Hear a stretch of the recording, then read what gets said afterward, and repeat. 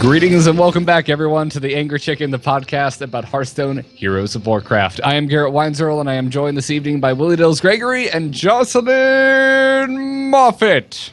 Ta-da! I effed that up. Wow. I could have done this. Jocelyn Moffat! Ah!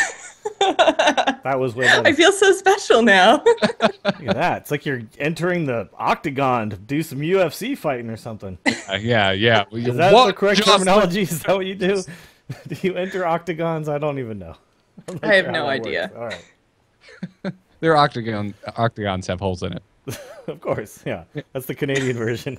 The Canadian way, put holes in things. Back in the day, I would have said that our hexagons are worth as much as your octagons, but now it's reversed. It's the other way. It is. Plus, we might as well just have squares. Plus, Heroes of the Storm stole everyone's hexagons. So that's a good point. They used them up. They're all gone. Supply of hexagons have been used by Heroes of the Storm. All your hexes belong to us. By the way, we should give a shout out to Joey Image, who had his final match in the squared circle, similar to the octagon, but squared and circle. He had his final wrestling match, so shout out to him. I did. I saw that all over Twitter. So congrats, Joey. Look, he is coming to Nerdtacular this year, right? Again? Yeah. Yes. We'll get to. And I think there was talk at one point of him doing a DVD of that fight. Is that still happening? Yeah. Did he said he's recording? Because he did like 5 fights or something. He's going to put out a DVD of all of them. So the final 5. Sweet. Yeah. Nice. Not to be confused with the Furious 5. Totally different, but yeah. So congrats to him. I think Jury actually went. I wish I could have gone, but I couldn't. He did. Yeah. I saw. I believe he posted a video talking about it. Yeah. So good on him, man. Sad to hang it up after that much time, but shout out from the Angry Chicken. Between you and Jury, you guys are like hell-bent on making me a wrestling fan. It's gonna happen, dude. I mean, I gotta say, after going to one NXT event, I'm in. It's very fun. Yeah. Well, NXT is the correct way to get introduced to wrestling. It is like the best. Like you saw Prince Pretty, you saw Enzo Amore and Big Cass. You saw like the whole thing. You saw all the good stuff. So it's a good time. Get you there. Yeah. It's a good time. Yeah. Jury knows how to treat a man. Whoa. I'll have to tell Ashley this. I don't know if you know this, Ashley, but before you walk down the aisle, Jury knows how to treat a man. Just wanted you to know that. Oh, geez. Well, I'm having a good week, guys. I did my fireside gathering this weekend. That was really fun. It's a good time. We had our fireside championship qualifier 16-man tournament. Congrats to Carrion, who I don't actually think listens to the show, just in case he does. Congrats to you. So he won, right? And then enters some sort of pool that could potentially win again and go to BlizzCon. He qualifies for the next stage of the event, which is a Blizzard massive qualifier. And then if he gets through that, then there's many stages to this thing. And it's, But stage 1 accomplished. Well done. Yeah, absolutely. And it was great. I was so happy for him because the whole time his girlfriend was giving him crap. Like, you better win this. Oh, the high pressure. Maintenance. Wow. She's like, I'll go to your stupid thing if you win. And he did. Wow. And he did. I guess maybe some of us call it high maintenance. Other people call it motivation. There were so many hunters. Yeah. So many hunters. How'd you do? There always are. I didn't play in it. I was running it. So okay. Yeah. How did all that go, by the way? Did you get everything sorted? Oh, we had so many weird issues with challenge right off the bat, but we got it figured out. So Good. It was fine. And we had like 4 no-shows, so we had to slot 4 people in last minute. And so it started about half an hour late, but seeing as all of the Magic tournaments I go to locally start at least an hour late, I feel like we did a good job. Sounds like. Also, I'll put this out there that it's tough to do Magic so Magic, we did another draft, right? And you're trying to do like a best of 3 with Magic.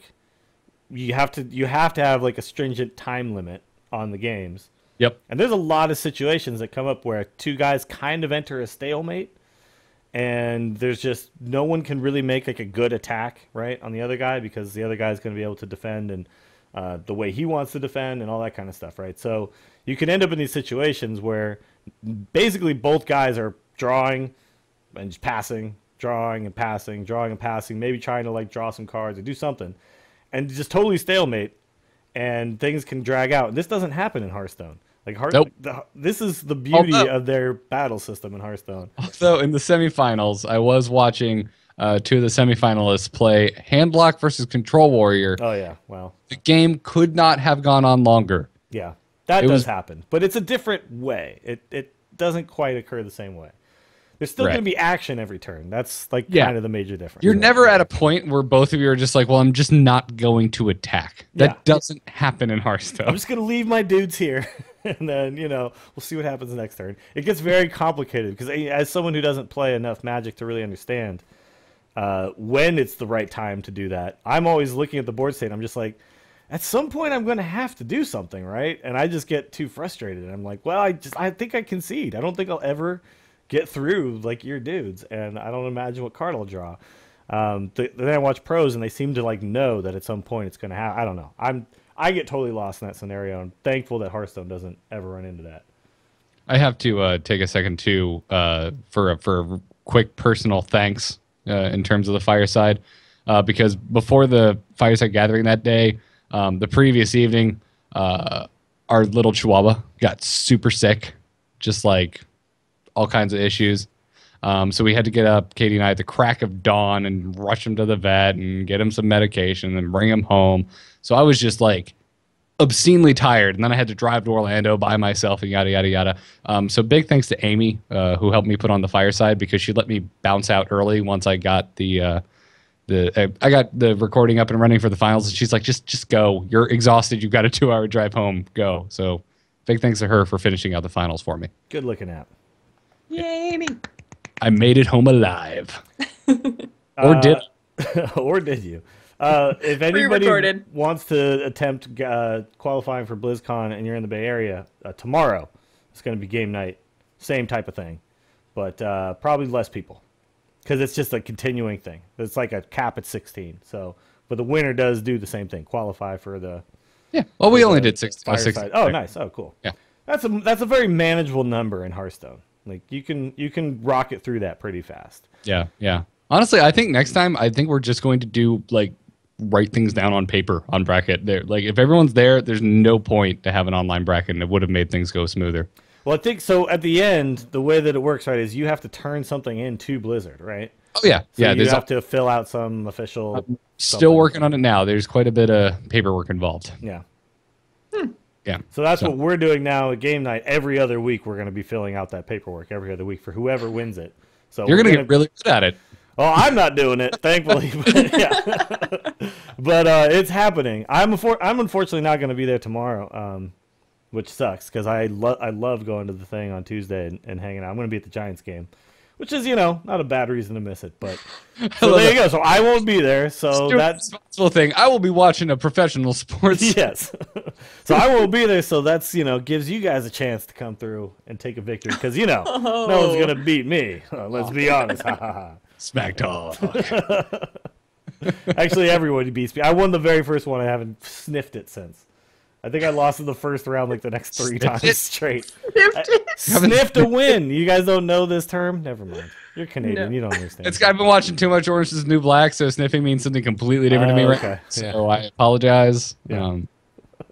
Anyway, I haven't sniffed a win since. This is a real thing, guys. This is a real term. I swear to God. Jocelyn, did you just tell me to get my head out of the prison? Yes. Now, there's a phrase that didn't exist until just now. Coined by Jocelyn Moffat. Done. She went second.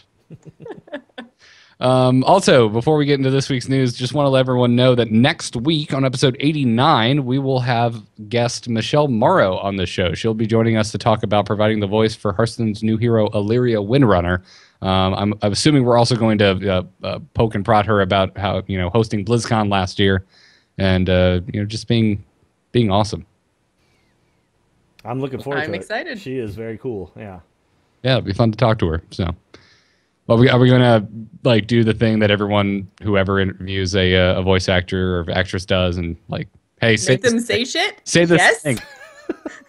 Make them say shit. Yes, Jocelyn. That's exactly what I was alluding to. I mean, I don't see a better opportunity to do this. If you're ever going to do it, this is the time, right? Well, Justin, you're our like lore freak, so I want you to get together with Terpster and come up with the most hilarious things that you would want Illyria to say. Oh my god, I can't wait. Okay, done. I'll make a list. You have your homework. Wonderful. All right, now that that's all out of the way, let's get into this week's Hearthstone news. Good news, everyone! Oh, no. Guys, Tavern Brawl is here. Or it was. It's not technically here right now as we speak. It's done. It'll be back in one day. Yeah, it'll be back tomorrow. Yeah. Yeah. So, yeah, we never get to play Tavern Brawl on Mondays. Like, nope. No, our after shows will never consist of Tavern Brawling. Yeah, last week after you and I, Dills, were kind of so-so on it, like the next day I was chatting with Kyle and he heard our less than enthused reaction. He's just like, what are you complaining about, man? Like the TAC after show is done. It's set week after week. And I was like, well, no, because it's not going to be up Monday night. Because guess what they did? Not only did they give us this thing that is like, they also decided, for a couple days, you're just not going to have it. You get it for 5 of the 7 days in a week. Because mini patches. I'd like to. Yeah, they got to clean up. They got to clean up all that Ragnaros poo, right? Yeah. Hey, he's a big dude. That's probably a huge job. I'd like to think, Dills, that they originally were going to keep it up week long, but because of our naysaying last week, they're like, you know what? F you guys. We're shutting down on Monday. F-tac. Jerks. Maybe. And all they have to say is we want something completely different, entitled jerks. Yeah. I mean, okay. I think people are probably here to listen to me and Garrett, walk in here and eat crow. But I'm here to tell you that ain't happening. Tavern Brawl was not that cool. I'm sorry. It was fine. It was fine. It just wasn't that cool. It was fine. I don't know if people were expecting that, Dills, because no, I mean, I got Twitter, like people were tweeting at me like, "Ha, now you have to say to Jocelyn that you were wrong," and I was like, "What? No." Dills never, ever, ever does that, guys. Even when Dills is wrong, Dills never says that to me. Now that is not. Now you are feeding the trolls, Jocelyn. That is not true. I'm teasing. I do say I'm wrong all the time. Hey, now, Dills. Jocelyn doesn't feed the trolls. She's the queen of trolls. Oh, okay. Wait, what? Got it wrong. No, but personally, I was underwhelmed. It's not that I hated it. I had fun, but I didn't have like 5 days of fun. You know what I mean? Like I was pretty much done after a day. And I don't think that there's anything wrong with that. It's absolutely there to be something free for the casual person to play. It's not meant to be something that you do for an entire week. It's like, I can't remember, somebody said it on Twitter and then Ryan said it to me on the podcast. It's like your weekly quest in WoW. It's something that you go in the day it launches, you do it, you have fun, and then you go back to playing the game. Like it's definitely not aimed at us to give us a competitive week-long thing to do. It's just there for fun, and I think they hit the nail on the head. I had fun. I had fun as Rag. I had fun as Nefarian. I mean, I had fun playing against, random people, against Garrett, against some fans on, I guess, Thursday night. Like, it was just fun. Yeah, actually, folks can watch our games right now on the YouTube. Yeah, that's true. I do not disagree that it was fun. I do not disagree. But it was only fun a few times, and then it was just kind of, And I'll say this: if we only have 4 game modes and there's only 4 spots, like this doesn't need a whole game mode of its own. This could be like some separate button somewhere else. Like, let's try out the new weekly tab. Like, I'm just like, You're coming from a place of somebody who plays every single day. If I'm somebody who only has like an hour to play Hearthstone on a Friday night or something because I work all week and I have kids and whatever, it's my like me time and that's what I have to do, then it deserves its own button because it's my favorite game mode. I don't know. I think it's just we're not the audience that they're aiming for. That's the thing. But I think the really, really great thing about Tavern Brawl is that because it does change weekly, it means that we're getting some sort of different Hearthstone content every week, which means that the game is being successful enough, which we all know it's successful, but they're putting time into coming up with these concepts and implementing them every single week. That's huge. That's huge.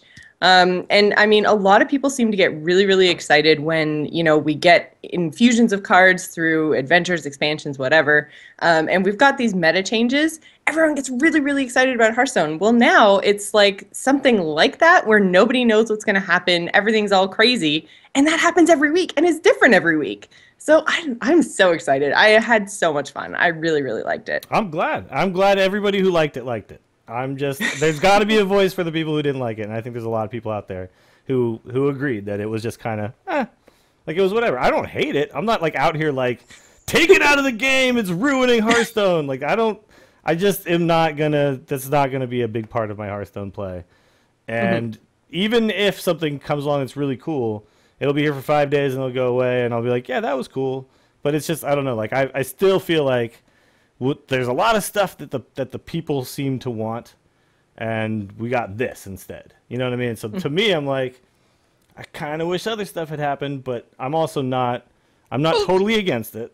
If I can play devil's advocate there for just a second, the stuff that people want, if you're reading that, is probably the hardcore crowd, because I feel like not necessarily casual crowd are not on our Hearthstone. They're not into tournament mode and But see, I wanted something that I think would have been good for everybody, which is like a sandboxy type of like mode where you can just play the game however you want to play it. I feel like that would have been great for everybody. I think it would be great too. I mean, that said though, and this could be a whole damn episode. That is so vague. Oh no, it's not easy. How the UI would work for that? Like the way it's built for a touchscreen and now on a phone, anything they put in the game also has to translate to a phone. I just don't see how something with that much freedom would work. Well, it doesn't have to translate to the phone. They don't have to have every feature exist in all worlds, right? They could have phone features, and like you could have Tavern Brawl works on the phone.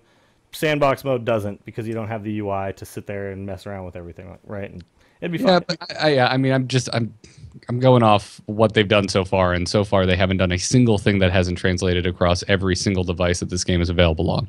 Well, you can't change your card backs for individual. In fact, I don't think you can change your card backs at all on the phone. I don't know. Maybe I'm wrong, but I tried to find it because somebody tweeted us about it, and I couldn't find a way to do it. So not everything is available. I don't think I've tried it. When I changed all my card backs, I did it. They don't have the like the same UI, right, where you can choose your card back at the top right hand corner of your collection. Oh, that's not in the phone. You can't. I actually couldn't find it anywhere. So there's going to be differences. It's just going to happen. Okay. As far as I know. I don't play on the phone if I can help it, but. But once they switch the thing of how it works, like it's not in the normal thing, right? Unless like you can still just do the overall card back change, but it's just to me, I just feel like I was underwhelmed, and I feel like I'm allowed to be underwhelmed, and a lot of people are like coming at me like, "What? You're so wrong." It's like, no, I just have a different opinion. I just didn't really like it that much. That's all. I don't. No big deal. I don't hate there's... anybody for liking it. I don't think anybody's wrong for liking it. I think you hate people for liking it. No, I don't. No.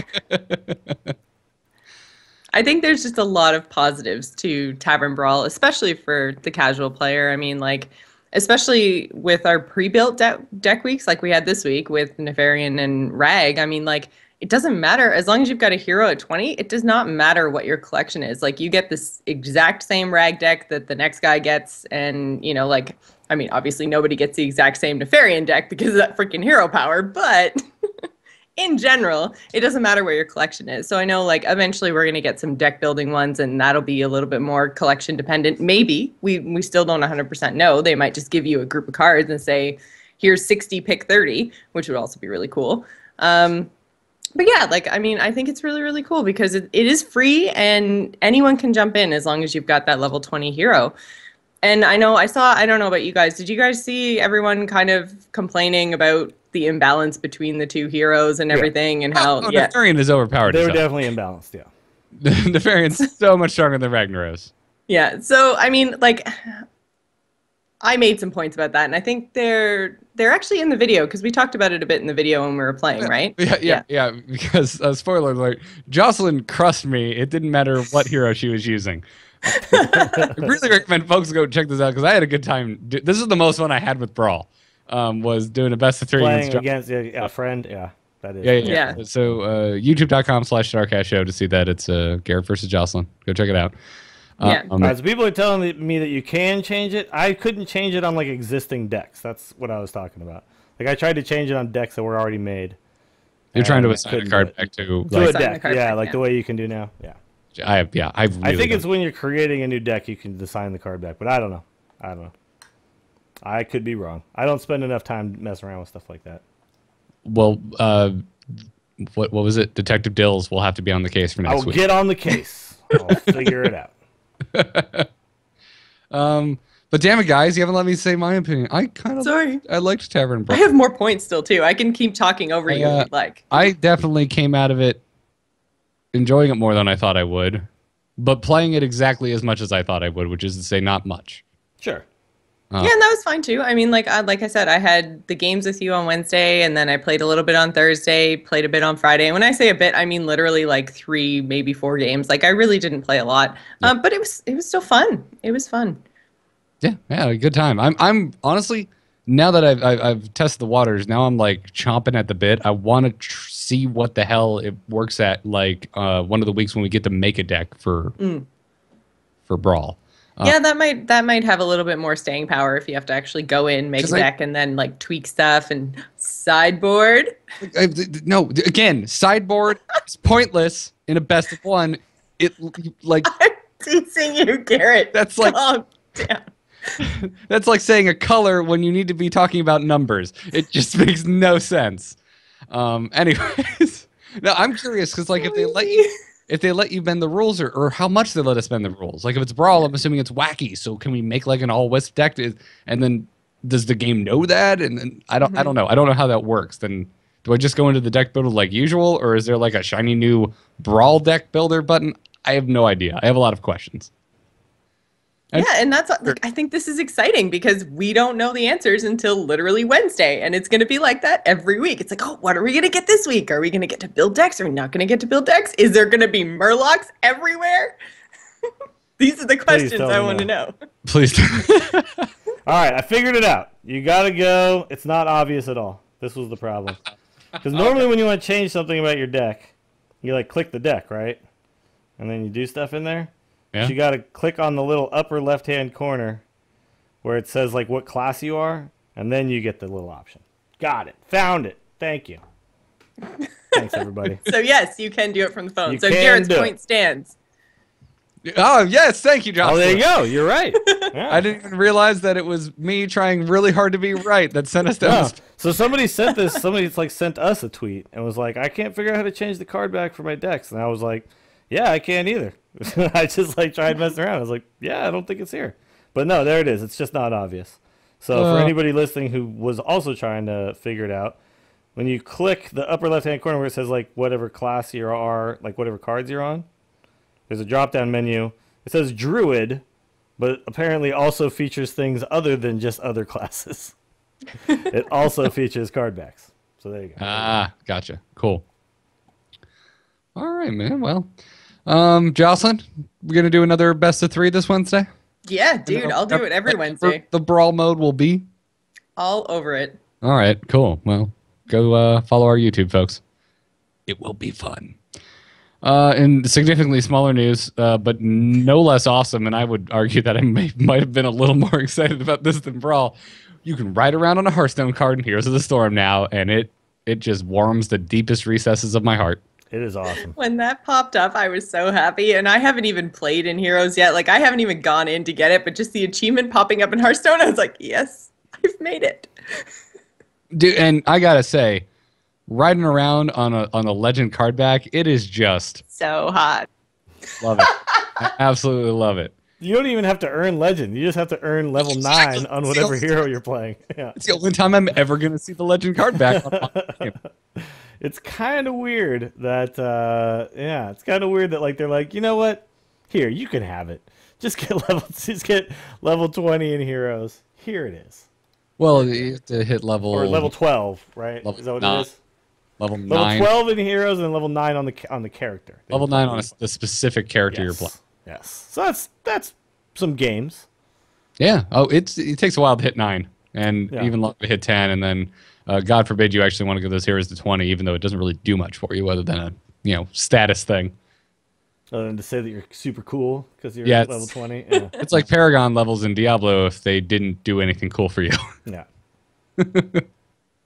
But yeah, I was curious, like, were they counting the 100 wins when the promotion started or something? Because, like they had announced this and then it just wasn't really happening. They said I was like, oh, I guess it just hasn't happened. And then I just logged in one day and here it was.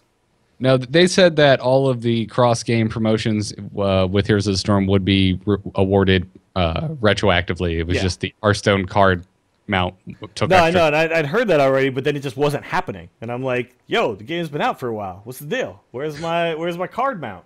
And They said finally I just logged in one day and there it was. So it just randomly happened. Well, weeks ago when all this stuff went live, there was a note saying that the card back mount wasn't ready yet.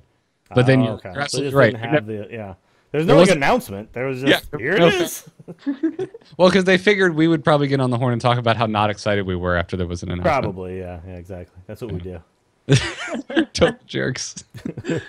I just want a Hearthstone card back mount in WoW, and then I don't even know what I would do. I would be so happy. My brain would explode. That would be the first mount I would pay money for from the store for World of Warcraft.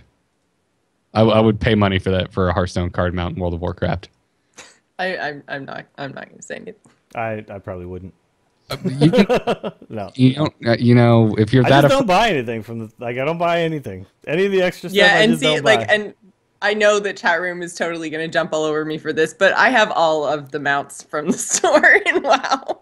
Really? Yeah. Wow. Well, no. Except for the Warforged Nightmare hitching post thing that's like $30, because $30 is just way too much. Yeah, that's 25. We could do that. 30? Well, no, because I buy them all. I buy them all when they go on the 50% off sale, so they're like $12.50. Okay. But so the Warforged, the $30 one, hasn't actually gone on sale. It would be really bizarre if they made you pay for that, though. After all the freebies that are cross-promotional stuff for the games. It would be really, It would be weird. Like, you mean the Hearthstone one? Yeah, it would be weird. Garrett's just saying that it's so amazing. I would do it because I want a Hearthstone card back mount in World of Warcraft so badly that I would do something I've never done before and actually pay money for a mount. Yeah, they'll never make us pay for stuff like that. I don't think. I think they make you pay for like special stuff within the games, but cross-promotional stuff, I think, because it works. It does what it's intending to do, just get you to try out another game. I was amazed by how much of the conversation of the Fireside Gathering this weekend was taken up by people debating the cost of hero portraits. Really? Yeah. Yeah, it's just because the price point is kind of divisive. Mm-hmm. Like someone who's bought one is like, yeah, well, $10, whatever. But some people are like, I can't just spend $10 on stuff like this. Like, I just can't. Yeah. And then they feel kind of crappy about it, And they feel like they have to defend why it's so expensive. It was funny because everyone seemed to agree that it was too much, but there were all these voices being like, but I still want it. Yeah. I'm still paying the money. I'm just like, yeah. I got Illyria. I understand. It happens.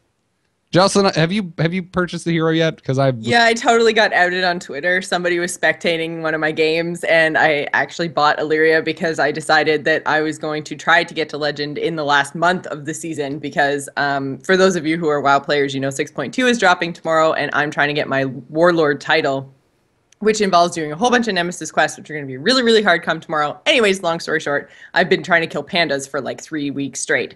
So I'm trying to get to Legend in the last week of the season, so I decided to play Hunter, and I'm like, well, if people are going to hate me anyway, and I'm going to play Face Hunter, I'm just going to totally own it. I'm going to buy Illyria and just make them super salty. But see, now and you then made a mistake, someone was though. spectating. You made a mistake now, because if you're trying to get to Legend really quick, you don't want to have all those animations going on all the time. That's just going to slow you down.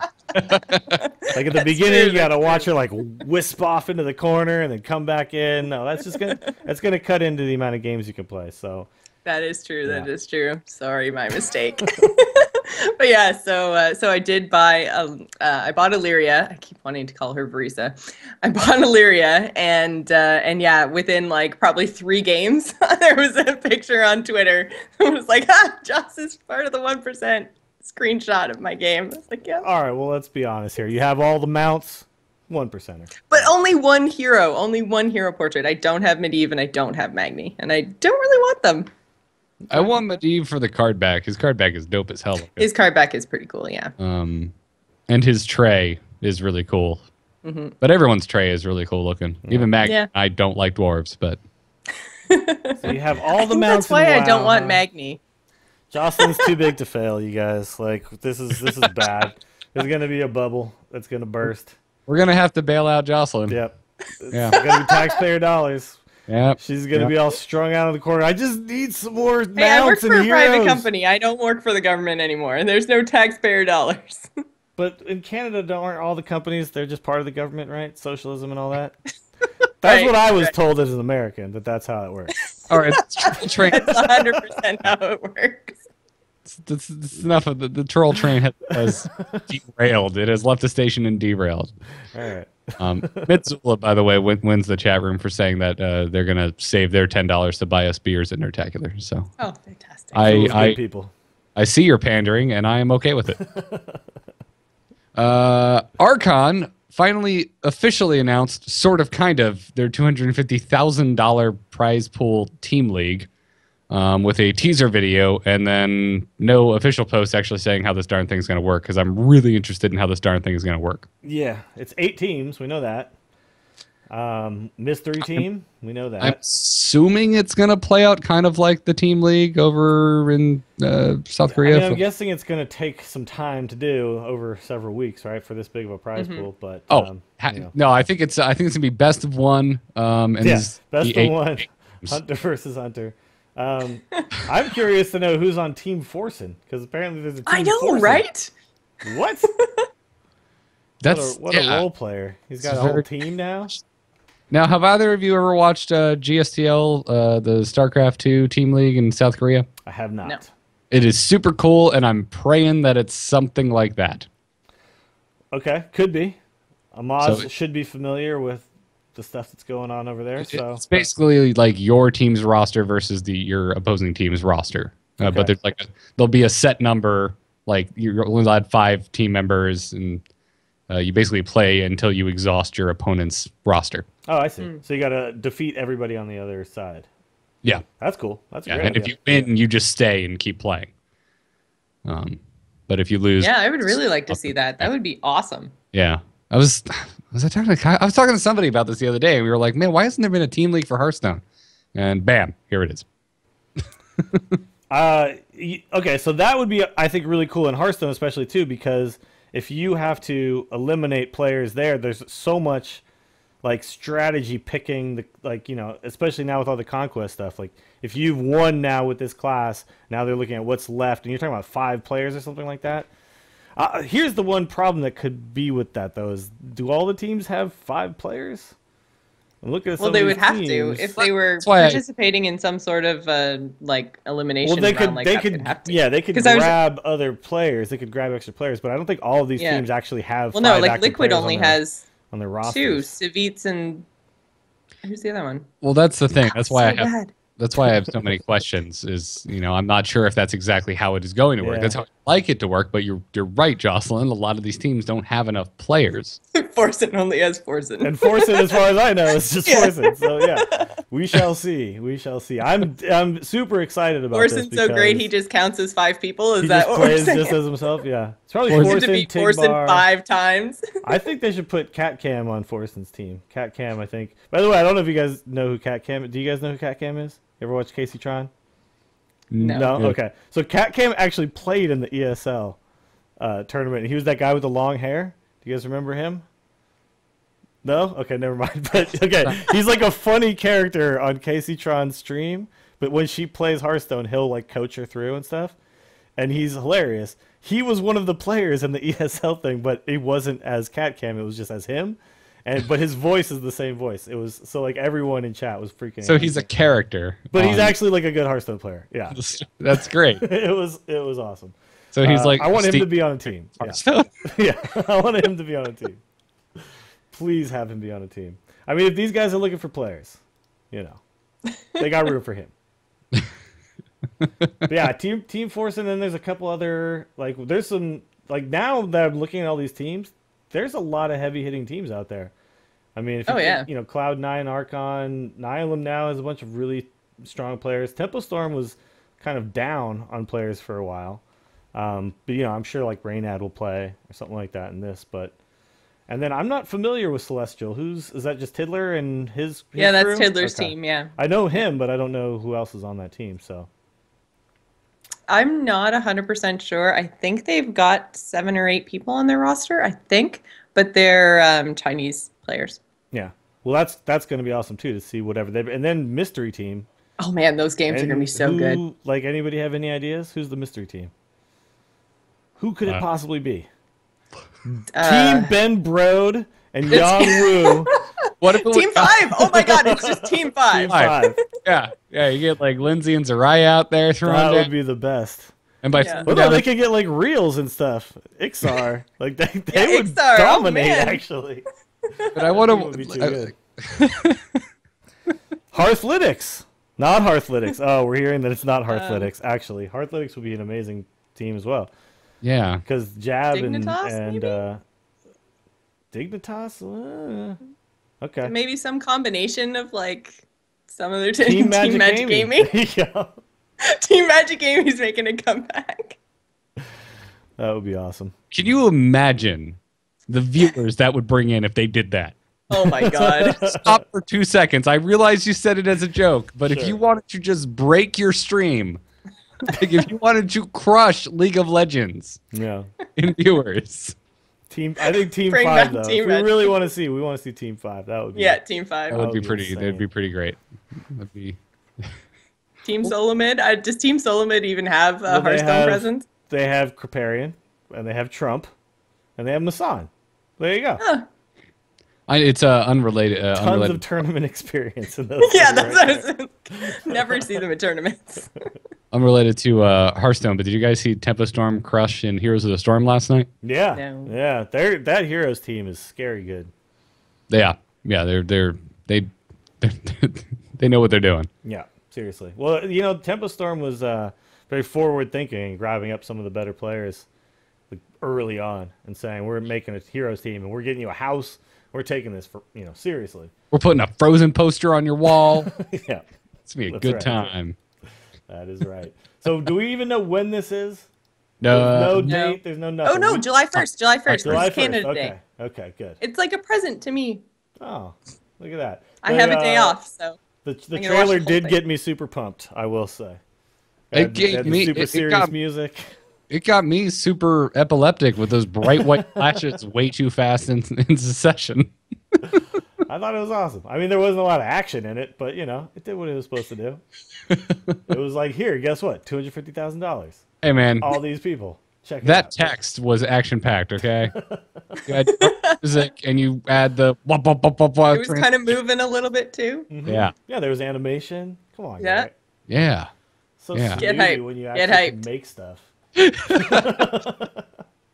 The rest of us are just amazed that colors are moving. Oh, again, West Coast hippies. It's easy to That's it's true. easy to entertain you Yeah, guys. see, I was high, man, so I thought it was awesome. Yes, that was the joke. Thank you. Thank you for taking all subtlety of the joke out of the equation. I appreciate it. It's not true. I don't condone drug use. Kind of. Oh, jeez.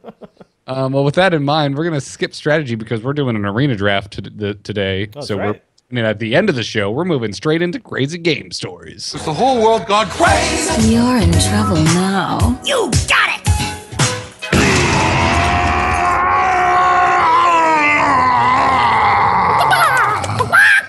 You can send your crazy game stories to tacpodcast@gmail.com. Extra points if it isn't from Brawl, because, man, they are pouring in. Jocelyn. That makes me feel bad that I picked a Brawl one. No, it's fine. It's fine. We'll pick some Brawl ones. Just every now and then. Give us Which, for the record, we did tweet out that most of our stories were coming from Brawl stories, and Youngwoo said, well, if the crazy game stories are all from Brawl, then mission accomplished. I mean, let's be honest. They kind of are going to come from Brawls for a while, Yeah. at least. For a while, yeah. So can we just sit here and say and state it as a fact that Tavern Brawl is a direct offspring of crazy game stories from the Angry Chicken? Oh, totally. Okay. We'll take credit. Yeah. So I'm waiting on my check, Blizzard. Yeah. Waiting up and check. Jocelyn, what do you have for us today? All right, this crazy game story comes to us from Victor. He says, cluck. So I just jumped into... What? I hope that when he said it, he was like, I'm guaranteeing that Jocelyn is going to have to read this and say, how'd you say it? Sorry. One more time? I really hope somebody just captures it because I'm not saying that. One more time? All right. Say about, though. Just say about. About. Screw you guys. Sum up right now, Ben Brode.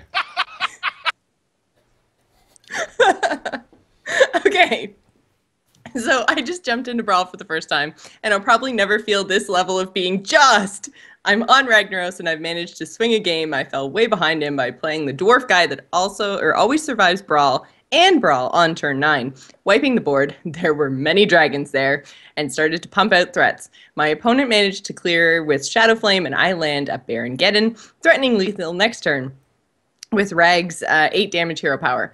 My opponent, at 7 health and 2 armor, just plays a secret and passes. I'm thinking it's no problem when Get Down jumps in front of Geddon, as I'll just deal 8 plus Geddon's 2 for the win. I'm at 6 health, and the secret is, of course, eye for an eye. Boom! No way. Yep. I'm certain this will happen to more people in Brawl this week, but as this was my very first Brawl and I'm as excited as Jocelyn for the format, I felt I had to share right away. In Molten Fire, Victor. Yeah, the Nefarian hero power was, I mean, that was just set up to be, yeah.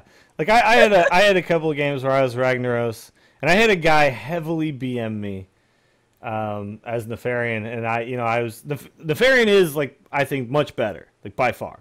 But Ragnaros was actually really good if you could survive to late game because of stuff like that Brawl guy, and there was and of course then once you actually do get to that hero power, you were just blowing up their board, right, every single turn. Yeah. But I got to the end, and it was really close, and it was this tight game, and I'm at 10 health, and I clear his board, and I'm like, all right, well, I probably win next turn. And then the guy hits the hero power, and then he just clicks sorry, and I sit there and I'm like, okay, you got Pyroblast, we get it, dude, like, you're not cool. And then he waits until the very end, and then he Pyroblasts my face. But it's fine. I wasn't salty. I didn't care. But that was just like made for crazy game stories, that Nefarian hero power. Yeah, it's true. So Garrett beat me. Whoa. By playing eye for an eye. On Hearthstone. That's all you have to say. That's all you have to say. Now there were some really bad spells though that you could get, so it's fine. The thing why Nefarian was so good though is because most spells are more than 2 mana, so you're essentially like, you just hit that button every turn, and you're gonna kind of get value in the long run. So right? much value. It's ridiculous. Yes. Once they cost 0, you just do whatever you want with them. I mean, I flame strike the crap out of all sorts of things. Yep. Yeah. You know how you could buff Ragnaros, by the way? Make Ragnaros' weapon have 1 less charge.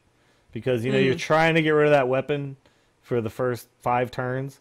If it had 1 less charge and you could get to your good hero power faster, then I think it would have been a much more even battle. But just the fact that it took 5 turns to get rid of the thing just was... And then, of course, 5 mana to 1 mana was kind of a big deal. Yeah, it was a little ridiculous. Yeah. But it was fun. It's supposed to be fun. I'm not necessarily sure I want them spending all the time in the world making sure that Brawl is incredibly perfectly balanced. I don't care. Whatever. I kind of just want to see what they think will be fun. Make it live. Awesome. Cool. Yeah. If they're going to put out a new one every week, there's not going to be time to balance them all. You know what I mean? They're just going to have to kind of go for it. Yep. And as much as I have smack talk Brawl, the cards were cool. Like, I liked seeing like Mora Bronzebeard and that was really cool. I liked her. Death Rattle, she was Summer a really Emperor neat card. Thorson. Like, there's some really From cool a lore little, perspective. little lore things in there too. Yeah. Lucifron was one of my favorite cards. Was the one where it was the cast corruption on all the other minions. So you just play it, and then it's like your board's gonna be dead next turn, but not yet. So you can still do stuff. Like there was some cool stuff, and I give them credit for that cool stuff. it seemed almost like a testing ground. Like they're trying to figure out like what stuff works, what people like, how people reacted. It was cool. I liked it. It's a good time. Well, let's take some emails, shall we? Let's do it. Hello? Hello, it's me. Hello. Just quickly, do you get my message? Yep. Oh, Hello, brother. You can also send your emails to tacpodcast@gmail.com. Our first one today comes to us from Chemdork, who writes, "Greetings. I have an idea for a new change to Hearthstone I don't think was ever discussed on TAC. What about having the option to dual class your hero? This would allow you to choose 2 hero classes and use class cards from both in the same deck. You could also choose which hero ability you wanted to apply to the deck. Have you ever wanted to try a Bloodlust Paladin? What about an Oil Warrior? This might be a bit overpowered, but certainly something that could exist as a new game mode option, or who knows, maybe it will be in one of the next Tavern Brawls. What kind of deck would you make if you could dual class? Thanks for the show. Great clucking job." Making sure to over-enunciate there. That would be overpowered as hell, but that's fine because you'd be playing other people who are doing it too, right? So God, could you imagine Tinker Sharpsword Oil in a warrior deck? Like, yeah. This Or to how me just about sounded Hunter like with Shaman so much burn like spells? Magic. Yeah. But okay, so this would be very cool, I think. And so one of the things that when I envisioned the sandboxy mode was being able to just like change the whole damn thing around and do whatever you want. So like this, I love these kind of ideas. This is what I like about Magic, where you could just take the cards and just say, well, what do you want to do? We can do whatever. Like there's nothing stopping us. And Just grab all the cards, throw them in the air, and pick 60. Yeah, I'm gonna play 52 card Magic pickup. I mean, There you go. but like there's just the ability to just do anything you want is just really fun and exciting and interesting, and we don't have that in Hearthstone. So yeah, I love all this kind of stuff. And Gary, me and you made that point, right? That it was in the TAC thing that it was like we still have to do whatever Blizzard decides in Brawl, which is like the maybe somewhat disappointing part of it. oh yeah, absolutely. Because there were a lot of people trying to say that this was like limited, and I'm like, no, it's not at all like it. Which is fine. But yeah, I mean, I don't know, man. I really just want limited freaking Hearthstone. I want a way to play competitive limited Hearthstone. Past that, I'm fine. You want Hearthstone mods, basically. No. Both of you. No, I don't. I want to be able to run an arena tournament, which right now is impossible. Yeah, just different formats. It's not modding the game. It's creating a different format. It sends me a link to those old Lord of the Arena tournaments. That's not real arena. You can't have more than 2 cards in your deck. Yeah, exactly. Stop sending them. Yeah. Where's the Garrett Rage face? Where's the Garrett Rage face? but this would be like, I think this is one of those ideas that when you start thinking of all the things you can do with this, swapping out hero powers, having multiple classes and stuff, it gets really exciting to imagine the possibilities that you can come up with. You might have to do things like both heroes would have to have like 50 health or something to make this actually work. Otherwise, you could just get all the mage burn and all the shaman burn in one single, and that would be ridiculous for 30 health. That was exactly where my brain went when he said, what kind of deck would you make? Mage, shaman, all spell deck, done. Just tons of face burn, and I just go at your face constantly. What minion would I put in, you ask? Just Nefarian. Spells.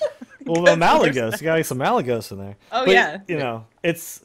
And then, Lord Walker Cho.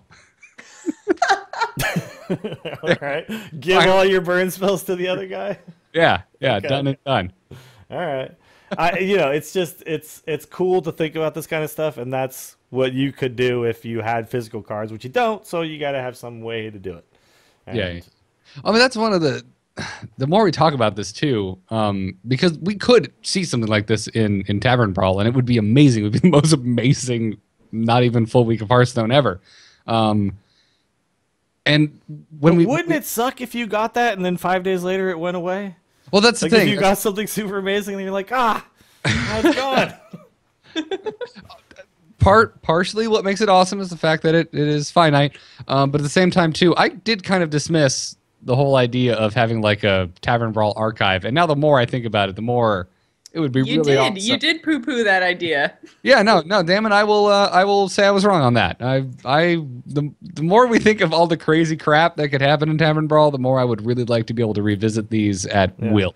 At least even just if it was just in a friendly game or something. Because I could understand why they wouldn't give you that in like a queued up mode. Because let's say you have a list of 30 things that have happened and you're like, queue as whichever one you want. It's like, okay. So then you like wait like 20 minutes 3 for your hours queue to pop. Yeah. But if I could just choose, like, here, I'm going to play against Garrett, I'm going to play against Jocelyn, and we're going to go back to this Ragnaros Nefarian thing, that would be super fun to be able to do that. So, yeah. Yeah, and I don't want to play it against random people. I just want to be able to do it with friends. It'd be great. Be a good time. Yeah. So, good idea, Chemdork. I want to see this as a Tavern Brawl this week. I like it. I like it a lot. Sounds really fun. Dills, what's the next email? This comes to us from Caterwall, who says, "Greetings, disgruntled dinosaur descendants." Wow. The alliteration, everything, it's all just there. It's perfect. Yeah. Will Chris Pratt train us to follow him into battle on a dirt bike? I haven't gotten to that part of the email yet. We'll find out. I'm sure. Caterwall says, "I'm a longtime clucker and fan of the show, and I was curious if any of you had seen the TV ad that is currently playing for Hearthstone. It was in heavy rotation during the Stanley Cup Finals, so I saw it quite a few times, and I cheered on my Chicago Blackhawks to victory. Congratulations, by the way. With more and more mobile games advertising on television, I was pretty excited to see my favorite game represented. However, I felt like the ad was pretty weak. It's filmed live action with people dressed up like a few of the card characters, which I thought made them look a little cheesy and Renaissance Fair-esque. I also don't think they did a good job getting across what exactly the game is about. They chose to make the whole gimmick of the ad about the targeting system and the player second-guessing his attack choice, which seemed like a pretty technical and irrelevant mechanic to highlight for the uninitiated." Sorry, what were you saying, Garrett? I can't be friends with this guy anymore. That's all right. That's all right. Well, maybe he'll redeem himself in your eyes with the last few sentences. "I don't think a novice would understand the alleged humor of the ad or even get that it's a collectible card game. Plus, the cool minion that they choose to showcase is Tinkmaster Overspark. I just don't see this as pulling in a lot of new players, especially when ads for games like Clash of Clans and Boom Beach are more polished and appealing. Just wanted to know if any of you had seen the ad and had any thoughts about it. Anyway, thanks for listening. Keep up the great work. Cluck on." I saw, there's like 3 ads now at this point. Yep. Oh, this is the There's only an one that I've interview seen. with the ogre at the end. Yeah. It's like a post-game interview, and it's like one of the most amazing things I've ever seen. The Matter Bomber one is awesome too. I don't know if there's another post-game interview Oh with my that. god, I haven't seen this. So the Matter Bomber one, he comes out and he's like, he's one off of lethal. Here comes the Matter Bomber, and then he's just chucking his bombs everywhere, and none of them hit the guy, and they clear out his whole board and stuff. And it's awesome because like the Matter Bomber's just like throwing him around, and at some point he just like throws it up and it goes behind him and hits something behind him, and it's he's just missing everything. That is amazing. The post game interview with Matter Bomber is awesome too. You got to check it out. But yeah, I see what Caterwall is saying. These are all somewhat inside jokes for people who play the game. Yeah. So we love them and we think it's incredibly clever. I do think that Caterwall has a point that a player who doesn't know what the hell this game is going to just be super confused by what they're talking about. So, and I mean, like, the Clash of Clans ones are so good. It's really, like, they have a sense of humor to them. The game is cartoony anyway, and it's an animated commercial. It's really easy to tell what the whole point of Clash of Clans is. They have some gameplay footage at the end, which Hearthstone does too. I mean, they kind of intersperse the gameplay in there a little bit, but not enough that you'd actually really know what's going on. Might be enough to get me to download it if I had no idea what it was, but I don't know, because even then, like, it's pretty small because they're showing it on a phone, right? I thought I would live to the day where Jocelyn would openly admit that she hates the most fun thing ever to grace the face of the earth. What are you talking about? Clash of Clans? No, these commercials. Amazing. No, I love awesome. I love the commercials. I think they're but really, I don't think really they're going to funny. work on new players. Yeah. Exactly. But here, okay, I want to make this point. Clash of Clans looks way cooler on its commercials. When you actually play the game, you're like, this is stupid. Yeah, like, I don't play it. It's not that fun. I understand they're time-wasting games. They're fine. They do what they're supposed to do. You know what we're missing in the Hearthstone commercials? What? Kate Upton. Yeah. More Upton, please. More boobs. More Kate Upton. Not enough boobs. A bunch of homely men to accentuate the fact that there's this random some novice engineers in there, man. They got some boobs, right? There you go. Oh, the sorcerer's apprentice. She's all booby. Sure. Booby and smelly. booby. Yeah. But I think that when people do try the game out after seeing these commercials, if that does get them to do it, whether or not it's working to get people to try it or not, I think people will be like pleasantly surprised and not disappointed by the game once they find it, because it's not making it look like something it's not. And to me, I think that's where the Clash of Clans commercials kind of fail, is they make it look like this crazy epic stuff, and then you get in there and you're just like, release the archers. Okay, now they're doing stuff. They're killing things. Like, it's just not that fun, Yeah, the trailer for Clash of Clans has so much character and so much heart, and none of that exists in the game. No, yeah, in the game you're just like, go, get them, boys. Like, that's it. It's just no. So, yeah, I don't know. We're really biased, and well, maybe, but I've tried Clash of Clans. I give it a fair shake. I'm not coming from a place of a guy who never played it, but it's not. That's nowhere near as good. So at least there's that going for it. I don't care if it's effective marketing. I'm just glad it exists because they're amazing. Oh yeah, no, I think they're great. It's just the difference between whether it's and Disco in the chat room said, is it fan service or new player acquisition? And I don't know how many new players it's going to pull in, but at the same time, I mean, Stanley Cup playoffs, like that's some. It was playing during the NBA playoffs. That's a lot of eyeballs. Yeah. So I think Caterwall makes a good point. I saw this point in the Reddit posts about it too and stuff that people were saying. If I didn't play the game, I wouldn't understand what these jokes are and why they're funny. It's so funny, that scene. Yeah, but they're hilarious. Yeah. Right now. But yeah, and what's also fun about it too is like, but it's cartoony and it's silly, and whether or not you get the joke, it seems funny. It's entertaining. It's funny. Yeah, it's worth a second look. Yeah, I distinctly remember seeing a commercial for the original Pokemon way back in the day and thinking it looked like the dumbest thing on earth. But it intrigued me enough to at least go try the game, and then it sucked away many, many, many of my young years. Yeah. So, and just putting it out there, just getting the name out there and making it look like something that's fun. It looks like a game that's not going to take itself too seriously, right? And I think that's kind of the point. And it gets people to go, "Oh, let's give this a try." I think it's going to work that way. And also, why not take Master Overspark? That's my ending point. Why not? Well, there's some very clear misplays when you're watching this if you know the game. You see the board states and you're like, what? Really? No. Because the guy who uses Tinkmaster, he just does an even 1-for-1 trade. When he could save Tinkmaster and trade with the Stormwind champion and heal the Stormwind, he's a priest. Never mind. Also, there's a direct Angry Chicken quote in there. It's a 50-50 chance. Oh, yeah. Yeah. So I realize it's also an accurate statement about Tinkmaster Overspark's ability, but I'm just going to go ahead and assume that was a nod to our show. Oh yeah, they could have picked any other minion, but they picked the 50-50 minion, so I think many clearly nods to our show are clearly happening here. Exactly. Tavern Brawl exists because of us. You're all welcome. Jocelyn, take the last email. I'm done. I just can't keep this joke going any longer. All right, this one comes to us from Corey. He says, hey, Garrett, Dills, and Jocelyn. First off, great job on the podcast. I'm a longtime listener and happy patron. So I run a youth development program in rural South Africa called Imagine Scholar. The basic idea of the program is to find the most incredibly motivated, passionate, and talented young people and give them the tools to be 21st century leaders. A big part of the process is trying to help them develop their critical thinking skills. Without a doubt, video games are the breeding ground of my own critical thinking development, and Hearthstone is particularly great at this. With that in mind, I would love to share my passion with the students and start an after-school Hearthstone club here in South Africa. I wanted to see if you'd ask the Chicken Faithful if they have any unused laptops or tablets they'd be willing to donate to a great cause. Obviously, we'd be using the machines for other academic programs, but some Hearthstone will definitely be played on them. Also, in the spirit of critical thinking development, they can be assured there will be no Face Hunter played on any donated machines. Keep up the great work, and thank you for all you do for our community. So I just wanted to pass the message on. I think this is a great cause, and if anybody has any used laptops, tablets, stuff they're not using, then just shoot us an email, and I'll put you in touch. Awesome. I think this is awesome as hell. And please let people play Face Hunter, because someone needs to learn how to make critical decisions against a Face Hunter. Well, Exactly. Here's the thing, though. Deck Face Hunter building. does have critical decisions. You guys, they do. They really do.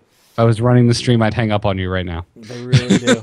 If you don't trade, like I was playing a Face Hunter today, and he coined out Glaive Zuka, and it hit me in the face. And then the next turn, he hero powered my face and hit me again with Glaive Zuka. And I was like, you know, if you're gonna do, or no, sorry, he hero powered my face and killed like my 1/1 or something like that. I was like, if you're gonna play the Glaive Zuka, you should have coined out a hero power in the first place, and then maybe you play a minion on the second turn, and then you play like Glaive Zuka and you buff the minion. Like it's just, you gotta order things correctly. Like you got to. And just because you can coin out Glaive Zuka doesn't mean you should. And people make these kind of mistakes all the time. They're small. They seem insignificant because you're like, yeah, hit face. But they are mistakes. So you got to teach them. You got to teach them, Corey. Teach them how to play Face Hunter correctly. You heard it here first. Face Hunter is allowed. Yes. So many joke kills tonight. So many. Yep. I'm just saying. Yeah. I'm just saying. Face Hunter gets a bad rap. Sir Buzz Killington over here. That is really awesome though. So there's not like an easy domain. Folks will have to email us to. Yeah, I have all the contact info. I didn't know if we should give it out or anything like that. There was. If it wasn't explicitly stated, hey, make sure to give out all my personal info. Then I think that's a responsible way to handle things. Yeah, email us at tacpodcast@gmail.com and I'll hook you guys up. Now, could you just one more time say "ah" and then the chicken noise? No. Damn. Alrighty. Well, that brings us to the end of emails, which means it's time to do an arena draft. Oh, damn. Here we go. What? Fun. Now, if you missed the one other time we did this on a rather slow week of Hearthstone news, we're starting a fresh arena run. This time Dills is manning it since he's the one doing the stream. And we're going to build an arena deck, and we're going to talk through the picks and probably, knowing us, debate quite a few of the picks. Yeah. And we're doing this at the end so that if you think this sucks on audio only and you're listening to it right now, you can just skip to the end. You're just done. Yeah. We did all the other stuff already. That said, we did run a poll last time, and it was a resounding in favor of this. So. People did like this more than they disliked it. So, yes. You know, but those people who didn't like it, they can skedaddle if they like. You now have that option. Yep, absolutely. So are we loaded in? We're up, dude. Sweet. Can you guys see the screen? Yep. So what are our what do we have? We have so our options for heroes are first up. So we either can play as a paladin, a druid, or a hunter. Yeah. And I don't think that there's much. I think paladin is definitely the strongest of the three, but I honestly, unless you have mage or rogue, which I think are the top two right now, I think you could pick any one of these. You're just going to kind of change your strategy based on which hero you actually get. So if you pick like a hunter, you're going to pick a more aggressive deck. You're going to attempt to be more of an aggressive arena deck. And if you pick like a paladin, you're going to attempt to be a little bit more of a mid-rangey deck. And if you pick a druid, you're going to try to get a lot of big dudes and just overwhelm them in the late game. Try and play it like a green deck in Magic. Somewhat, yeah. Because there's a lot of common rarity, massive dudes in druid that you can get, and then there's some really good rare and epic ones as well. So I don't know. I vote for big dudes, but I feel like I'm gonna get outvoted. I'm up for whatever. I don't care. I vote paladin. Okay, so I guess I'm gonna have to break the tie. I vote hunter. No, I'm just kidding. Oh. You know what? I think that actually druid might be the toughest of the three. So we might want to pick druid just because I think there's going to be a lot of talk. Out of curiosity, did we? Oh, no, whatever. Doesn't matter. It's a dumb question to bring up because I don't think any of us know the answer. What? What class did we do last time? I think it might be druid. Oh. Was it? No, I think it was shaman. No, I want to say. Was it shaman? I think it was shaman. Yeah, I think so. All right, well, F it. Let's do druid then. Let's challenge ourselves. Let's challenge Here ourselves. we go. Druid it is. All right, so when you get your first pick, this is going to kind of set the tone, and you're essentially just picking your strongest card here. So we've got Dark Whispers, which is the 6-mana choose one, 5 Wisps or 5/5 and Taunt on a minion, Blood Knight, and Clockwork Giant. I'll go ahead and just say Clockwork Giant is out. Like Yes, that card I is right agree. out. Yeah. I want to point out that in Arena, you can't rely on your opponent having a lot of cards. That's just not going to happen. People don't choose card draw that much. If you're unfamiliar with it, it's 12 mana and costs 1 less for each card in your opponent's hand. So this is Arena. That's a pretty rough card to depend. Bad idea. And I know we said big dudes, and that's a big dude, but it's going to be a really hard He's not card the to right play. big dude. No. You got to be picky with your big dudes. Yeah. I would say that Blood Knight is, I think, the only option here. I'm going to disagree, and I'm going to say Dark Whispers is actually fine. I'd kind of go with that too. Now, Blood Knight's okay too, but we don't have... If we already had a bunch of Divine Shield in our deck already, if this was like pick 20 and we had a bunch of like Argent Squires or something like that, then I would say Blood Knight would be like really good. But I actually think Dark Whispers is fine because there's a lot of situations where you can use that +5/5 and taunt and end up like 2-for-1ing people, making really, really hard to deal with creatures. Both of them are okay, though. I don't think either one of these is necessarily wrong. I just think that Dark Whispers is going to give us a little bit more, like, as it being our first pick, is going to give us a little bit more, like, just, we know it's going to do what it's going to do, right? Whereas Blood Knight is just 3 mana 3/3 in a lot of cases. Yeah, it's like insta tokens too, if that's what we end up going with Druid, because that's another kind of druidy build is, you know, all the Savage Roars and all the tokens. Yeah. And so, I mean, like, if you get into that kind of late game, you have a choice, which choice in Druid is like pretty much what Druid does. So you can go all the tokens or all the taunt. Yeah. And I would vote Dark Whispers here, but, you know, I don't think you're wrong, Garrett. I don't think Blood Knight is the wrong pick. I just think most of the time it's 3 mana 3/3. Yeah. Fair enough.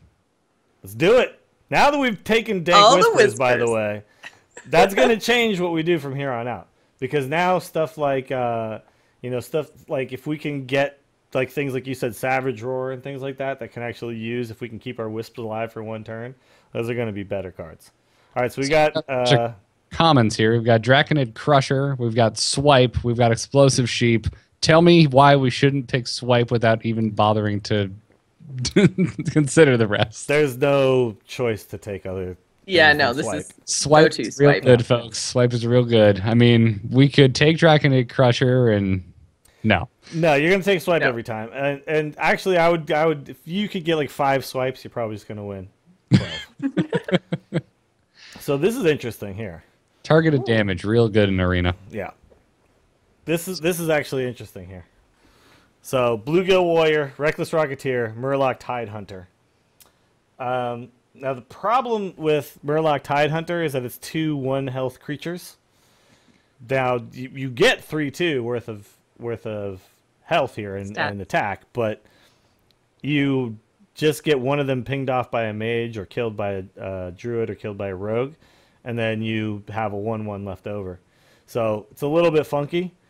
Bluegill Warrior is essentially like a 2 mana 2 damage removal, and I like it. I like Bluegill Warrior.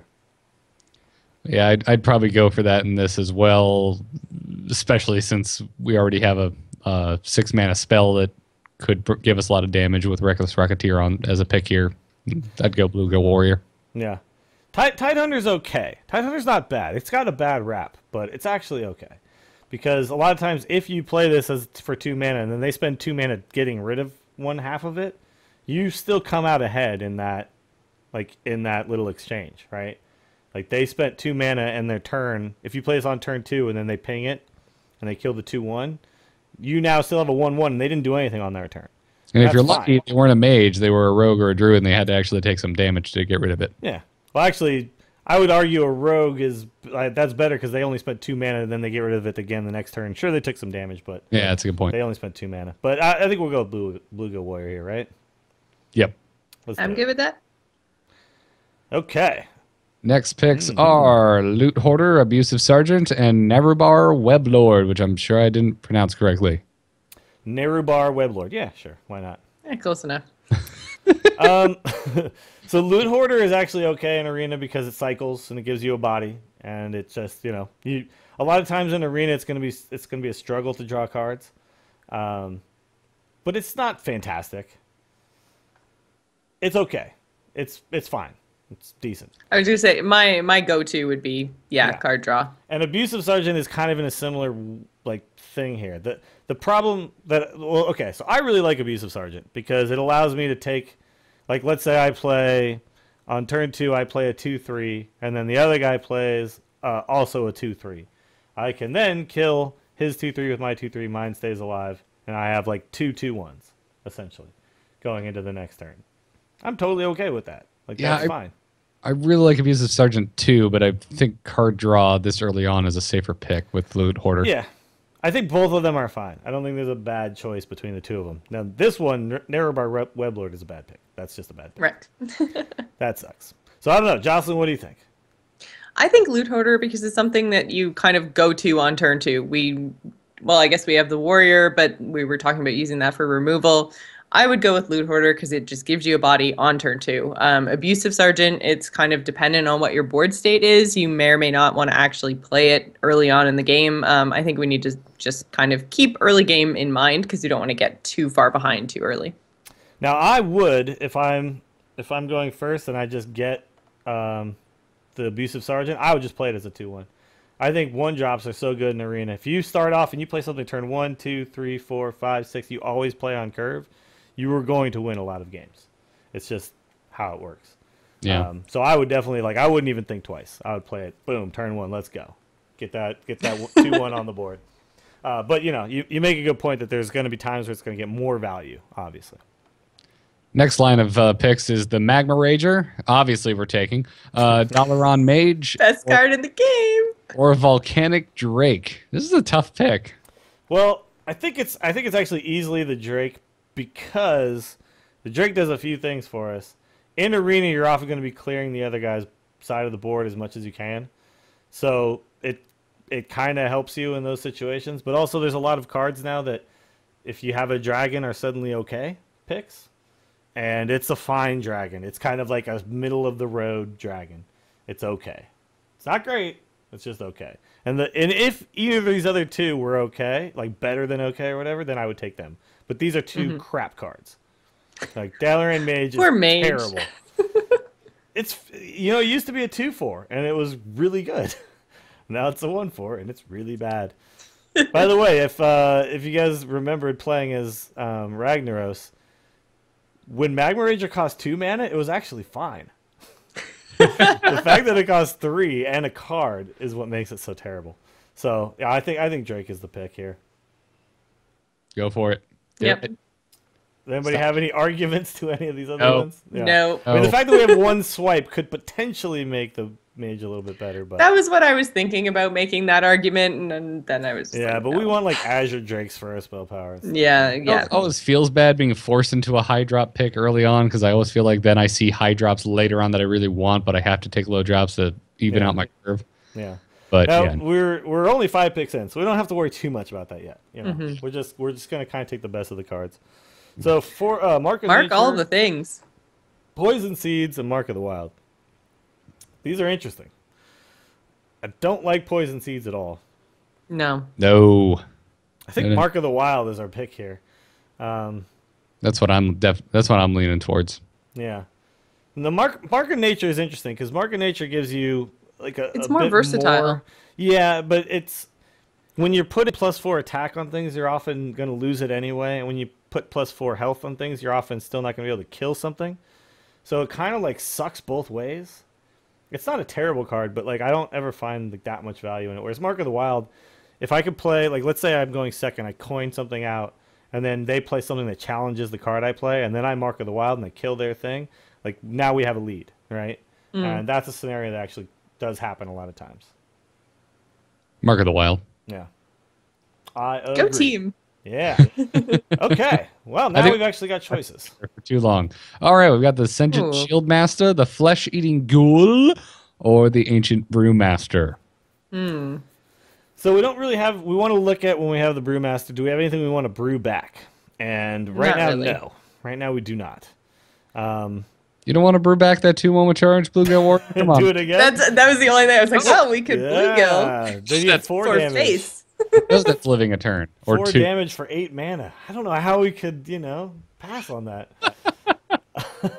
I think we take Tazdingo here. every single time. Yeah. That's exactly what I'm going for. Flesh-eating ghoul's like somewhat okay. Like sometimes it can take over a game, but that doesn't happen very often. So Wait, what about whispers into flesh-eating ghoul into whispers and then kill all the 1/1s? Well, yeah, but the And whispers big ghoul. don't have charge. If they had charge, then you got. You would actually want to whispers first. Hope that they live. Can we do like one of those like druid warrior decks like we were talking about earlier and get like a war song commander in this deck too? Maybe. Let me know how, What are the chances? This is Arena. We don't know what we can do. you let me know how your progress goes on hacking the game, and then we'll talk. Okay. Well, this is some rough picks. We've got Moonfire, the good old 0 mana deal 1 damage spell. Which isn't that bad. It gets a bad rap. It's okay. It's not that bad. It's so that's it takes up a card slot, man. Yeah, but you know, It's a card slot. But it's also up against the always coveted Salty Dog, the 7/4 pirate for 5 mana, and yet another Poison Seeds. This is a crap turn. I'm not excited about this. No, yeah. But you know what? Salty Dog is fine. It's salty. You know what Salty Dog does? Salty Dog kills ogres, man. It's a 1-for-1 with a Boulder Fist ogre, Yay! and it costs 1 less mana. That's a good point. It's not as bad. Like, okay, yes, it's got bad amounts of health, but you can't always just say like no one's gonna get the perfect scenario in Arena. Like the other guys aren't gonna get it either. Sometimes their deck is crazy, but not always. And Oh wait, hang on. Tapper B in the chat room has a good point. Dark Whispers into Poison Seeds.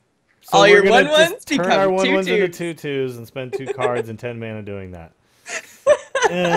No. And we're also going to really hope that we pull Hell yeah. these 2 cards out of our deck. Yeah.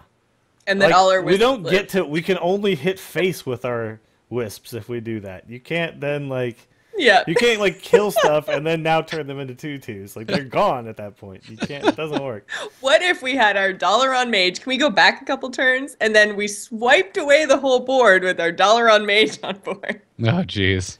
If we had $1 Mage, Moonfire would be the pick. But Take the Salty Dog, man. yeah, I think it's just Salty Just Dog time. take the Salty Dog time. And the All right. next picks are loading in Jungle Panther, Stormpike Commando, and Nightblade. So Nightblade is just right out. That card sucks. It's terrible. What are you talking about, man? I clearly I remember when we first started playing this game, I thought this card was like the best thing ever. I was Yeah. like, Battle Cry, 3 to the face, suck it, +4/4 for 5 mana. That's so much value. Yeah. right? Yeah, unless that 3 damage kills your opponent. No. Unless it actually gets you lethal.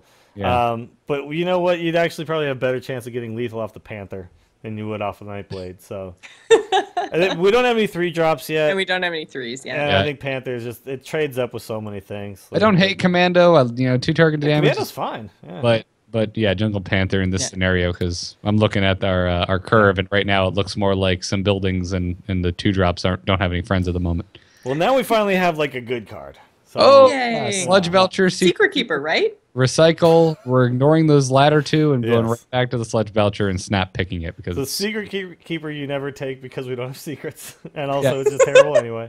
we are indeed a druid. Yeah, Recycle is a weird card, and sure it like deals with like Sylvanas, but because it doesn't kill it, so you don't have to deal with the Death Rattle. But come on, really? No, we're not spending 6 mana to do that. Sludge Belch is the easy pick here. So Snap pick. okay, Next selection is, let's see, Clockwork Gnome, Frostwolf Warlord, Stranglethorn Tiger. I like the Tiger. I say Tiger. 5/5 for stealth with stealth is amazing. You guarantee that you have it next turn, essentially. Unless they have like Spell Power Flame Strike or something like that, or Spell Power Flame Cannon or something weird. It's just gonna live, Clockwork Gnome is okay here too, but we're not like a Shaman or a Paladin, so we're not picking Frostwolf Warlord. Dude, after your Dark Whispers. Come I on. was just going to say that. Is everyone forgetting about the Wisps? But okay, here's the problem there. Dank Whispers cost 6. Frostwolf Warlord costs 5. We can't do both in the same turn, right? If we could do both find in the an same innervate- turn, You're a druid. You find an innervate. Ugh. Bill's pull an innervate. What is wrong? Oh man, Jocelyn and You're I not are- druiding right. no, I think I'm druiding right. We're playing the role of falling into trap arena player. Okay, Yes. this is exactly the thing. This is a trap. Oh, absolutely. Yeah. No. The Tiger is gonna always be good. The Frostwood Warlord is going to be good only if you can do that exact thing you're talking about, which is Dark Whispers into Frostwood. Like, if you have one guy on board, it's a 5/5 without stealth. And that doesn't always happen. If you have two guys on board, sure, you got a 6/6. But it's, So, I don't know. I would say it's actually this between... conversation, by the way, about Whispers into Warlords. Yeah. I just love this. This is what Arena This does, is why though. Arena is so fun, yeah. Because you're never going to think of this, like, you're not going to be in Construct and be like, oh, I should make that Dark Whispers Frostwood Warlord deck I've been With Intervate. Quick, somebody go make the Dark Whispers. I actually think Warlord that, well, deck. okay, so if you want to talk about Dark Whispers, we Stranglethorn Tiger, and then we plus 5/5 it, and we have a 10/10 with Taunt. We smash go. face. What do you think about that? I would take the Tiger in this scenario too. I would go for Clockwork Gnome if we were much later on and severely lacking early drops. Yeah. Well, actually, Clockwork, one drops are really good in Arena. It's, like I said, if you can drop something on every single turn, starting on turn 1, it's awesome. So I love getting one drops in Arena, but we're going to take the Tiger. Yep. All right. What do we have here? Cobalt, Geomancer, Narrowbar, Weblord once again. We're still going to ignore, and the Priestess of a Loon. God, this is rough.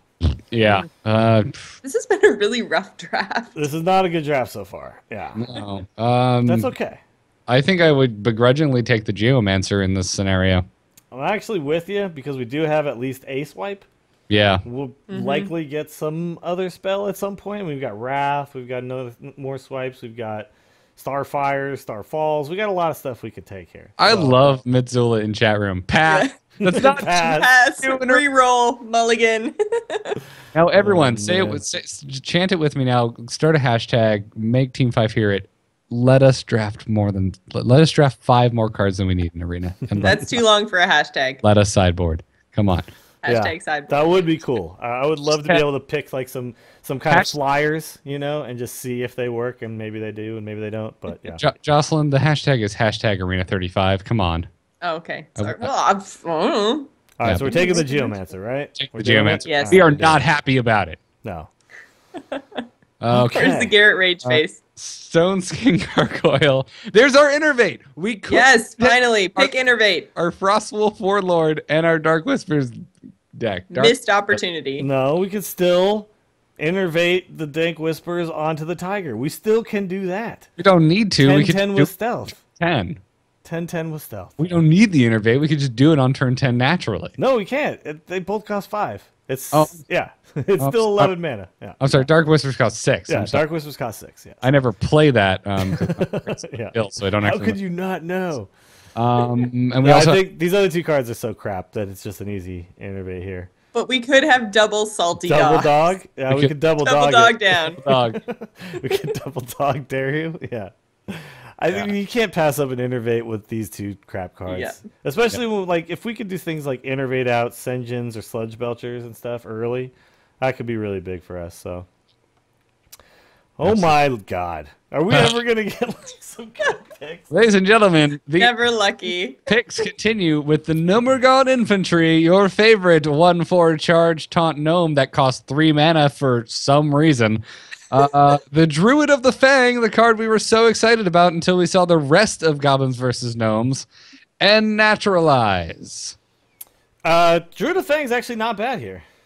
Yeah. Yeah, we have the we now have we two have your beasts stealthy already. tiger. Yeah, we have two Yep. beasts and they're both stealth, so they're both likely to live the turn we play them. So I never thought I'd say this, but looking at Naturalize and Nomergon Infantry, I think the Druid of the Fang is a snap pick. yeah, no, it's the best of these for sure. Yeah, easily.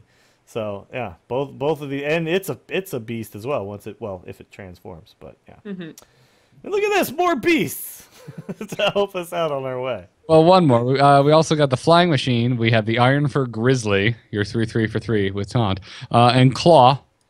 So Claw's okay because Claw allows you to deal with early stuff, but It's okay, but we have it's a not severe, great. It's pick. This is the 15th pick, and we have a severe dearth of 3 drops at the moment. We have 1 3-drop, which is just kind of normal in Arena. You don't often end up with that many 3-drops because most of them are pretty bad. Well, and it's also kind of normal in just Druid in general. They tend to skip Yeah. turn 3. But we'll innervate past turn 3 sometimes, so it's fine. But I think we just take the Grizzly. It's another beast for our now apparently beast Druid deck. Beast Druid deck. Sure. So Druid of the Fang is going to win us these games. It could. It very much, well, okay, how about this? They big game hunter or a salty dog. Oh my and then God. our Druid of the Fang lives. Yeah, yeah. All right, next pick. Moonfire came back. Ancient Brewmaster came back. And right after the turn, Ironfur Grizzly's identical twin is here. This is a really, really bad draft. This is terrible. I'm really not looking forward to playing it, but we're forging ahead. Ironfur Grizzly? No, I think I take a Brewmaster here. I don't think I want that many You could Grizzlies. save something from dying. I don't want that many Grizzlies. I think I can find a way to play Brew at some point. I am so unhappy about all this. I would totally take the Grizzly here. Yeah. I can't throw my support behind it. But if both of you guys want Grizzly, I would. No, I think I'm voting Brewmaster. Yeah. Because I think we could panda back. It doesn't our matter. Salty dog, kind of anything that gets down to like 1 health, we can panda it back and play it again. You know what? We could panda back the Druid of the Fang after killing something, and when it comes back out, it's whatever it was. So if it's a 7/7, it comes back as a 7/7 again, without there being a beast on board. So I think go 4-drop. Go 4-drop. But also, I just would rather have a 5/4 than another 3/3. You know what I mean? Yeah. It's just a better card. We got Leopard. I feel icky. Give me a big hug. Flesh-Eating Ghoul is back, and Fen Creeper, one of Dill's favorites. I do like Fen Creeper. Fen Creeper's a pretty solid card. It survives a lot of things. It has taunt, and Dills doesn't hate it, so you know it must be special. Sure. Yep. However, I'm going to say Leper Gnome because it looks like we're kind of getting a little bit more of an even deck right now, and I would like to tempo out. I would like to play something every turn, if possible. Yay. I'd go for Leper Gnome here, too. Gnome. Yeah. Yes. It's happening, boys. Done. I feel icky. Yep. Oh, my God. What's our next pick? We've got the Tinkertown Technician, Explosive Sheep, and Naturalize. We have no mechs. No mechs. F you, Blizzard. No mechs. F you, Arena Gods. I think I actually take Naturalize here. The Explosive Sheep is fine if you can kill your own Explosive Sheep, which we cannot do. We have no way to do it. Mitsula wants to pass.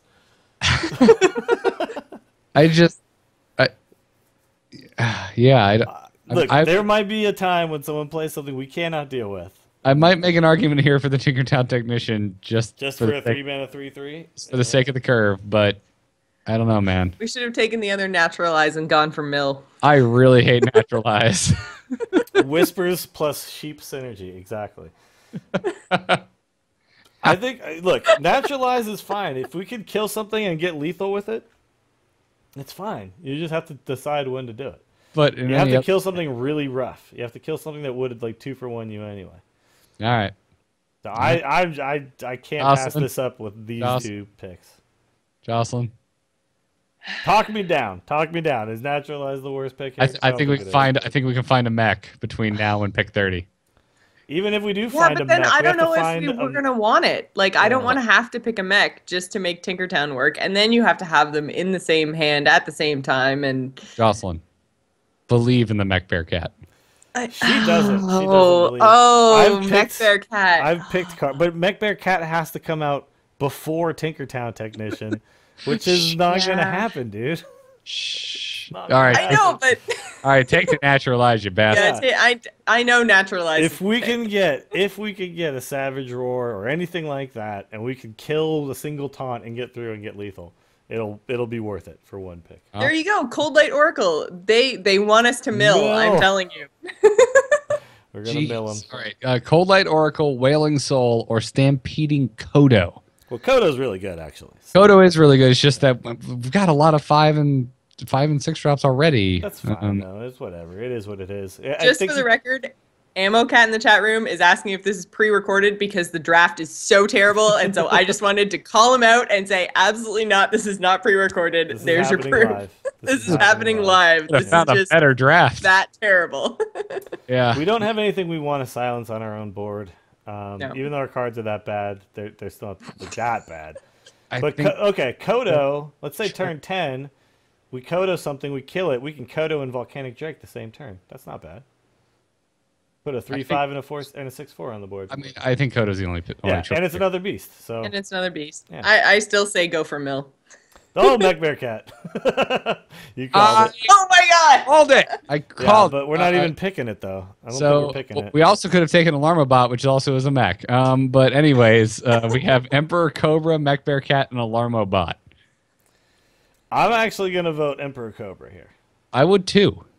because it's another beast, and I think we have enough 5, and we've got a few 6s. And I like Death Touch. yeah, I want to play some stuff early, man. I don't want to be behind by turn 6 when I finally play my Mech Bear Cat. You know what I mean? I don't want to be like, well, hopefully my Mech Bear Cat trades with a couple things. Guys, I think you have to take Cobra. just stop Mech Bear Cat. I'm super serial. Yeah. So serial. Super Is serial. anybody voting against Cobra? No. We already have 2 in favor. Yeah. Okay. Yeah. Okay. Okay. Maybe I'll say Mech Bear Cat just Got to be. Pint-sized Summoner, another Sludge Belcher, or a Matter Bomber. Ooh, Matter Bomber's so fun. Love Matter Bomber. I feel like we need some fun in this deck. It's been so terrible. 2 Sludge Belchers are so nice, though. Oh, I know. But look at that. If it was up against anything else, I would say Matter Bomber in a heartbeat. But up against Sludge Belcher, I think we have to play it safe. Yeah, this is currently pick 21, and we have more 5-drops than anything else already. Yeah, but that's going to happen sometimes. It's Belcher. Essentially what this means is that we're going to prioritize low drops from here on out. Oh, we got the combo. We're going to win. Oh, we've got Soul of the Forest, Mechanical Yeti, and Healing Touch as our 22nd pick. You guys know what I'm talking about? No, I have no idea what you're talking about. Dark Whispers, Soul of 5 the Wisps, Soul of the Forest. They all get Death Rattle, summon a 2/2. So Sweet. All right. Yeah. I was like, that's not the Druid combo. You upgrade. Too much trading. constructed. Yeah. The Poison Seeds combo is terrible. This combo is amazing. All right, take it. Mech Yeti, yeah. I give them a spare part too, you know? Soul of Yeah. the Forest, let's go. Let's do this. If we have Let's go Dark all Whispers, in. we have to take this. Now, if we do get a Savage Roar, now we're in business. All right, we got Dragonkin Sorcerer, Dancing Swords, or Stormwind Knight. Mill, again, I'm telling you, Blizzard is trying to tell us I something. might argue the Dragonkin Sorcerer just because we have a Mark of the Wild in this deck. Yeah, we have one Mark of the Wild. And Dark Whispers. Now, That's true. however, Dancing Swords as a 4/4, yes, we do give them a card, but this is a tempo. This is a tempo card. And in Arena, tempo is very important. So a lot of times you'll do things like play a 3/2 or something on 2, and then you play Dancing Swords on 3, and then it just kills their 3/2 for free, and you move on. You know. So I actually vote for the Dancing Swords, but I'm up for all 3 of these actually. Actually, I would take Stormwind Knight over Dragonkin Sorcerer though too. I think I vote Swords. Yeah, if we're gonna naturalize anyway, Yeah. swords it up. Let's try to get a tempo lead. That's my vote. All right, Swords it is. I would go with Okay. Sorcerer just because I think it'd be more fun. But right, we got the Hungry Dragon, Acolyte of Pain, and Cog Master. Ooh, No point in Cogmaster because we don't have. there's no point in You Cogmaster. take Mech Bear Cat, you jerks. Now, Acolyte's not terrible. We don't have any real card draw on our own, because if you can mark a wild and Acolyte, that's pretty decent. You can also Dark Whispers and Acolyte. Hungry Dragon, it's not that fantastic. Although, we don't really have... We have 2 actual 4 drops. Like Senjin and Ancient Brewmaster. Swipe isn't really a 4-drop, and Soul of Force isn't really a 4-drop either. No. But Acolyte, I don't know. Yeah, we have a lot of options turn 3. I think I close. might go Hungry Dragon. It's close. It's very close. I lean Acolyte of Pain, but just because I'm afraid of Hungry Dragon. Yeah. That it can be such a liability. It can. The problem with the dragon is that you need to have a tempo lead by the time you play the dragon to then increase said tempo lead. Because then you can play it and then use one of your already existing minions to kill off whatever it summons, right, for the opponent. That's not really going to be guaranteed in this deck because we don't have, you know, a whole bunch of awesome options here. But you've also got the potential to coin, innervate Hungry Dragon on turn 1, which could be fun. Playing a 5/6 on turn 1 into whatever, likely a 2/1 that they get. So, I don't know. I'm actually going to lean Hungry Dragon here. All right, let's do it. I think about it. All right. Sweet. I don't think that they're Dragon. I don't think that they're like far enough apart that like one is just definitely the better one, right? We actually got a good card. Oh man, Spider Tank, Flying Machine, Burly Rockjaw Trog. We actually got two good cards here. Burly Rockjaw Trog is actually pretty good. Spider Tank. Yeah, Spider Tank is the easy pick here. We Spider finally got something. 3-4 for Yay. Yeah. It only took us 25 stats. picks. I know, yeah. Now the rest of this draft could be amazing. You know? You don't know. Murloc Tidehunter, because Dill said the rest of this draft could be amazing. Starfire and Blackwing Corruptor. Now we do have 2 dragons in here. We do have 2 dragons. And Corruptor's good. Corruptor's amazing if, you know. Yeah. It's not the end of the world if you never see your dragons. We might be relying on something like this. Like to happen. You know? Yeah. We don't have a lot of removal. We have 1 swipe. Yeah, we have That's 1 true. swipe. Well, Starfire's removal as well, but it's costly. It's really costly. Yeah. This leaves behind a 5/4. I think with 2 dragons we can take this. Yeah, I'd go Blackwing Corruptor. Oh, Volcanic Drake, right. Okay. I Yeah, don't I'd want go to see that, Corruptor. that 5 column get taller, but Blackwing Corruptor. Yeah. Okay. All right. Hey, we've got Ironbark Protector, our first. And another naturalized. Giant You guys, you dude. missed opportunity. Yep, another Naturalize, and Razorfen Hunter. I think we just go Protector. We slam Ironbark Protector, yeah. Yeah. Yeah. Because Yeah. this is a card that could actually like win us the game. Yeah, give me that 8/8 for 8. Come on. Give it That's to me. just an easy pick. Okay. Another Mark of the Wild, Frostwolf Warlord, and another Innervate. Ooh. Well, I vote Innervate because think with we've this got a many pretty fives- high curve. Yeah. Yeah, I With think this we many 5s and stuff, I think we Yeah. have to take another Innervate. This deck might be awesome with these Innervates, guys. It could, Yeah. you know, we don't know. We just Oh, turned hell all yeah. our 4 drops into 2 drops. Oh, hell yeah, Wisp, get in here. Wisp! Got- Bonus Wisp! Let's take a look at this turn. We could have 7 Wisps. Or wait, 6 Wisps, yeah. 6 Wisps! We got Tinkertown For 6 mana! Wisp or Worgen Infiltrator. I think just grow a pair and pick Wisp. No. I think we just Wisp because then think of all that you can play your buffs on it. No, it's Buff Worgen the Wisp. Infiltrator. It has to be Worgen Infiltrator. We need. I another know, one I drop. know. Yeah. Wisp is. I mean, fun. if you don't want to be a man about it, fine. No, I'm not going to be a man this time. But no, we could go realistically, for for the, those like- listening to the podcast, Yeah. Yes, Worgen you should Infiltrator is a take good Worgen. card. All right, let's go into our final pick. All right, we got This is some. going to change everything. We got some. God. Cards, and we've got. Oh my God! Look at this. Light Warden, Kaching, Gnomish Experimenter. Oh boy, Bloodsail Corsair. I'm going to actually say something here. And you guys are going to go like, come on, Dills. Seriously. Bloodsail Corsair is not that bad. It's a mini ooze. Most of the time it does what an ooze does anyway. He's pretty bad, but He does something. These other two, I'm not going to take the chance of turning my Ironbark Protector into a chicken. I'm not doing that. and we don't heal anything. We have 1, 2, 3, 4, 5, 6 spells. So the chance that we are going to turn one of our big ass chicken? dudes into a chicken is really I don't know. damn high. You're kind of talking me into it because the more you talk about it and our chances of getting a chicken, the more I think, you know what? Screw this deck. Chicken. No. could someone just explain to me why in God's name the Bloodsail Corsair is a rare? Because it's like, it's so good, you know? It's terrible. It's such a stupid card. It's fine. Like, it kills the second half of a Tree Silver champion. You know what I mean? Yeah, when for common and 1 more mana, I get a way better minion that outright kills. I know. But you don't get to... We didn't get a chance to choose a news. So this is the next best thing. This is, I think it is the Yes, pick yeah. here, but this is what And we got. everyone in everyone in the chat room is pointing out that the chicken would actually be a beast, which would add to our synergy with our Druid of the For Fang. our one single Druid of the Fang, yes.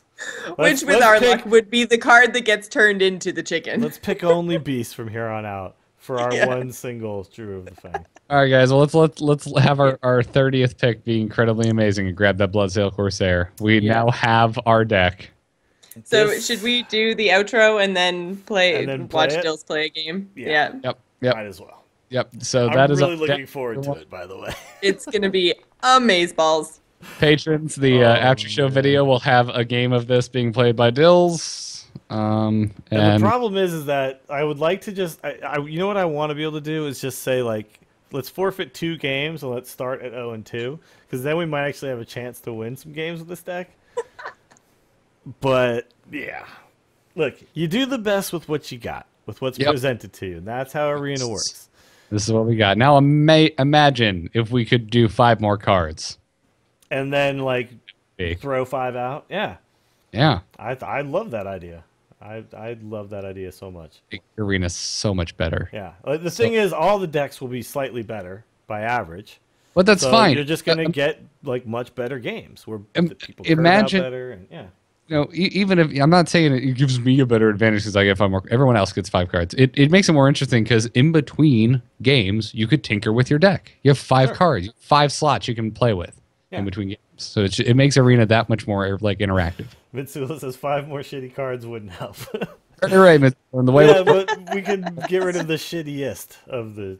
We could get rid of that Bloodsail Corsair. Yeah, exactly. Which I don't think is actually the worst card in this deck. I'm gonna say that actually Naturalize might be the worst card in the deck. Naturalize, that Cobalt Geomancer isn't making me particularly excited. Well, now, yeah, we thought we were gonna get more spells. Yeah, the only ones we saw were Starfire. We didn't even see I would have picked another Moonfire. We're gonna really have to get value out of this one swipe. Yep. So anyway, check out the after show video, and I'm assuming check out Dills your stream for even more games with this deck. I'm gonna stream it on A-Move, so. Yeah. I'll play some of this on my. Well, I figure you're only playing 1 game after the show. Anyways, that'll do it for the show, everyone. Want to thank our awesome patrons over at patreon.com/TAC. Becoming a TAC patron gives you access to the TAC Skype account for our patron call-in episodes. And I just realized I was going to ask you guys if next Tuesday was okay for that, and I didn't do it before the show. We'll talk later. It's probably tentative okay. face. Yeah, keep an eye on the Patreon, folks. We'll announce that soon. Anyway, this week, thanks to Stefan L, Max F, Sean W, Ben G, and Stefano. Thank you so much for supporting the Angry Chicken Guys. You're awesome. And also thanks to those of you who are leaving us 5-star reviews in the iTunes store. We really appreciate it. Thanks to JJP2293, Rando227, Peanut Butter Snails, Bob and Dragon, and oh wait, these are all from last week. I was gonna say these sound like last week's. I had 87 open. Here we go. Sorry, patrons this week I wanted to thank Ryan D, Brian, Mike R, Kevin, and Ross B. And iTunes I wanted to thank B Jitty, Crinkleberry. Love that so much. Oh, Crinkleberry. John 415. John 415 Bird, not just John 415. John 415 Bird. Probably from my hometown, 415. Yeah. Wise Guys and eHughes717. Thank you all so much for your 5-star reviews and your patronage. The Angry Chicken is a production of amove.tv and frogpants.com. All of our past live shows and other videos can be found on youtube.com/StarcastShow. Go check out Jocelyn and I doing a best of 3 with Nefarian versus Ragnaros this week. You can get our t-shirt on slashloot.com. Follow us on Twitter at TAC Podcast. Catch us live every Monday night right here on twitch.tv/AMoveTV at 10 p.m. Eastern Time or over on alphageekradio.com. And thanks to BrianGriffithMusic.com for our intro music. Dills, where can folks find you? You can find me on The Instance, which is every Friday, and we talk about World of Warcraft. That's theinstance.net. Torturecast is a podcast about the San Francisco Giants. If you don't like the Giants, you're probably not going to like it. But if you do like the Giants, torturecast.com. If you are a golfer and you suck at it, well, guess what? I've got the place for you to play. It's the Mediocre Golf Association, which I co-founded with my buddy John, mgatour.com. We're entering the second half of the season. We'll have the World Championships in Vegas, and I believe sometime in November. I'm not exactly sure, but look for that. And you can join at a half-season rate, which is cheaper and all that, so it's a good time to jump in. And check out my Twitch twitch.tv/WillieDillsSF. And Jocelyn, what about you? Best place to find everything I'm doing is over on Twitter. I'm at GIS Gamer. I also do the Gamers In. We had our first Wednesday episode last week, and it was fantastic. Not doing a show on Fridays, best decision ever.